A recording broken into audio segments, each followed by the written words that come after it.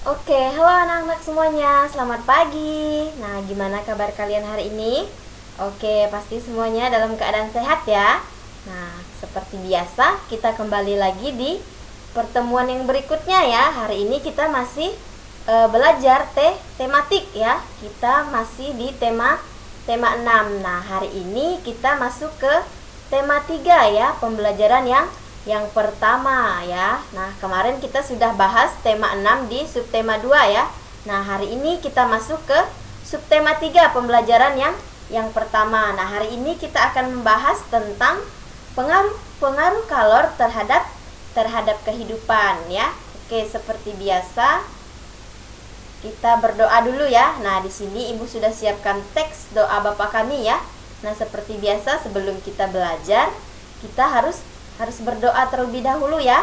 Oke, sekarang coba anak-anak ambil sikap berdoa di rumah masing-masing ya. Kalau sudah, kita mulai.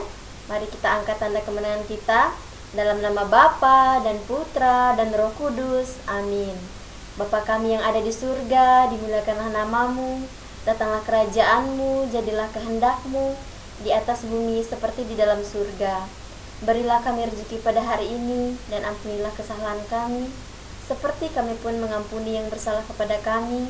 Dan janganlah masukkan kami ke dalam percobaan, tetapi bebaskanlah kami dari yang jahat. Amin. Dalam nama Bapa dan Putra dan Roh Kudus. Amin.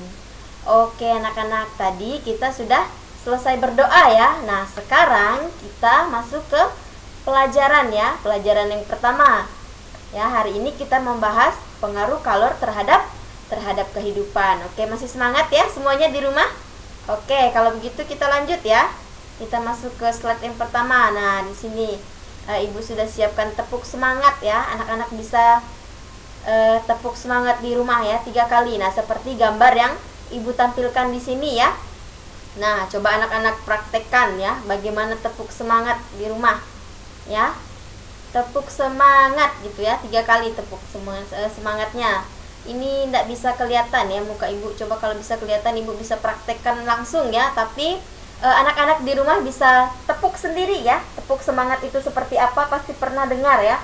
Mungkin ada beberapa dari kalian yang pernah melakukan tepuk semangat ya. Nah, fungsinya itu adalah untuk memberikan semangat kepada kita ya, agar kita tidak loyo, tidak lemah lagi dalam belajar atau bosan gitu ya. Kita bisa melakukan tepuk semangat. Nah, seperti yang dilakukan oleh ini ya, mereka yang ada di slide ini ya yang Ibu tampilkan. Oke, kita masuk ke pembelajaran ya. Nah, ini ada gambar ya. Ini ada gambar seorang ibu, kemudian ada gambar anak kecil yang sedang memasak di dapur ya. Nah, ini Ibu sudah tampilkan gambarnya ya, pengaruh kalor terhadap kehidupan. Nah, kita langsung saja masuk ke materi. Oke, ini. Nah, kita bahas tentang pelajaran kita minggu lalu. Nah, masih ingatkah kalian tentang konduksi? Nah, ini adalah contoh konduksi ya yang telah kita pelajari di minggu lalu ya, pada pelajaran yang ke-6 atau ke-5 Ibu lupa ya. Dia masuk di subtema 2 ya. Oke, konduksi. Nah, ini adalah contoh ya. Contoh dari konduksi, yaitu panci logam yang panas karena diletakkan di atas kompor yang berapi ya.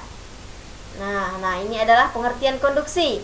Konduksi adalah cara perpindahan panas melalui zat perantara seperti benda padat ya. Nah, salah satu contohnya ya itu adalah panci logam. Nah, Ibu tidak tampilkan di sini ya. Ibu hanya tampilkan satu saja gambar yang ini. Ya. Nah, ingatlah bahwa panas mengalir yaitu dari tempat yang panas menuju ke tempat yang dingin, atau dia mengalir ke tempat yang tinggi kemudian jadi ke tempat yang rendah. Nah, ada perantara ya.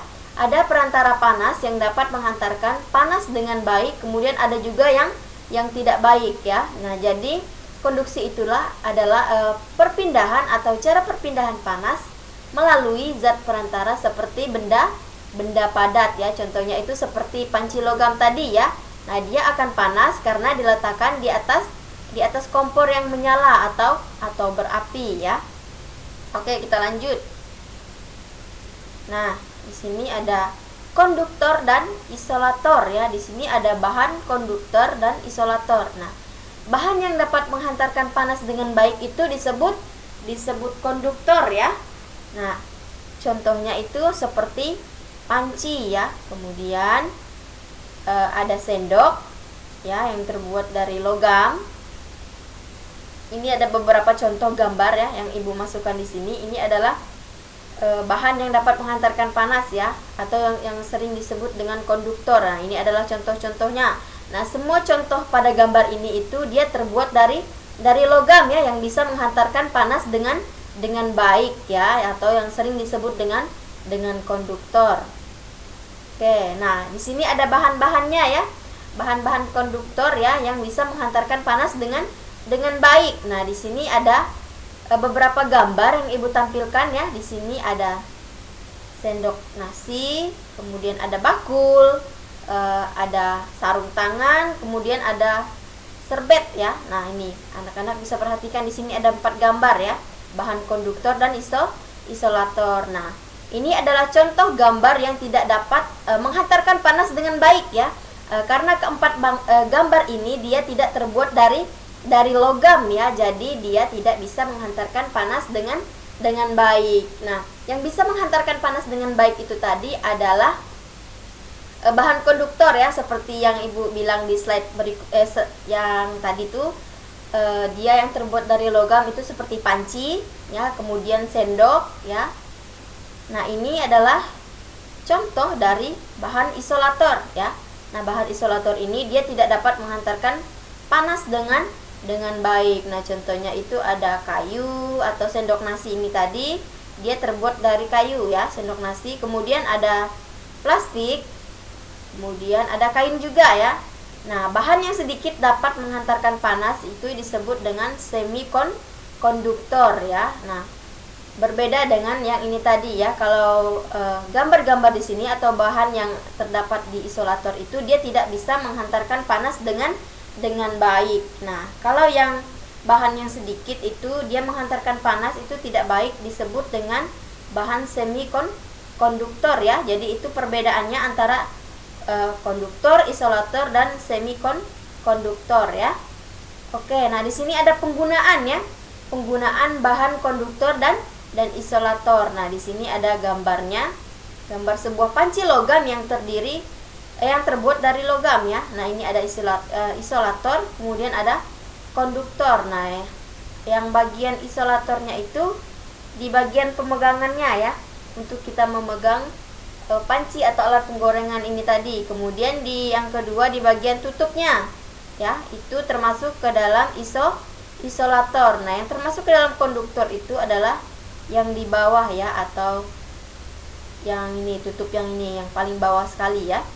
Nah, kemudian di sini ada penggunaan bahan konduktor dan isolator dapat diterapkan secara bersamaan ya pada sebuah alat. Nah, anak-anak perhatikan gambar yang di samping ini tadi ya. Seperti yang Ibu bilang, ini adalah panci yang terbuat dari logam ya. Nah, dia bisa menghantarkan panas dengan baik karena panci ini terbuat dari logam yang disebut dengan konduktor ya. Kemudian panci yang biasa digunakan untuk memanaskan air terdiri atas bahan yang berbeda ya.